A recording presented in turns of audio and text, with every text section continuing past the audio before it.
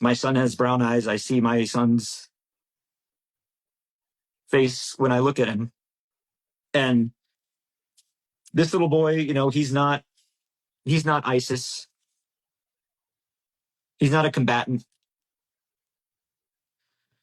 This was on secure distribution site number 2, the 28th of May, our second day of doing distribution. I'm on that location.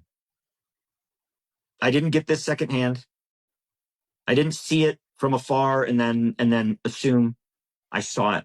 I touched it. I felt it. Other people saw it. This young little boy, his name is Amir. I know that because when he walked over from the crowd of people, he walked toward me. There was two of us standing there, 2 UG Solutions guards standing in that area, and he was walking towards us, and we thought maybe he was hurt or maybe he was asking for some more food because all he had in his arms was a small bag of rice, half a bag of flour, some lentils that he had picked up from the ground. He didn't have much. And we thought maybe he was asking for more food or maybe he was hurt. And we notioned him over, and he came up and he extends his right hand at us. And so I kind of walked up to him and waved him over. And the guy standing next to me, this young boy, holds his hand and he kisses it. And then he comes to me and he holds my hand and he kisses it. In Arab culture, that is a very significant sign of respect. That's not something that should be taken lightly or something that should be, that's a big sign of respect. And we were taken aback by that. The gentleman that was standing next to me was also a military veteran, combat veteran. So he's been to Afghanistan, Iraq, and he was moved by it. He was touched. I was touched. And as he was standing there, we were both looking at him, and he was very emaciated. He had no shoes on. His pants were tattered. He had a kind of a rope or string holding his pants up. Filthy. Probably hasn't bathed in months. Probably hasn't eaten in days. And oh, by the way, when they walk 8 to 12 kilometers to get to these sites, the Gaza Humanitarian Foundation mechanism provides no water. 0. Not a single bottle. Because it's too expensive. Distributing water weighs so much that it breaks down the profit per cost per truck. That's a fact. Because I asked why, and I was given a lesson in it. This is why. It's too expensive. So we give them no water. All of their food, by the way, requires water to cook it. Rice, lentils, beans, flour. You got to have water. So what we're giving them, I don't know how they're eating it, but he's standing there, and I put my arm on his left shoulder, and I look at him, and I can feel the bones in his shoulder. I can feel the weakness in his arm. I can feel the vulnerability. I can feel the desperation. And I look at him, and I got down on my knees, or I'm looking at him in the eyes, and then I say to him, I said, people care. America cares. You're not going to be forgotten. People in the world care. And he doesn't speak English, and I don't speak Arabic. But the connection we had in looking at each other, he felt for the first time in a long time that there was someone that cared. And I got down on a knee, and he came in to his level, and the items he had in his hand, he sets them down on the ground.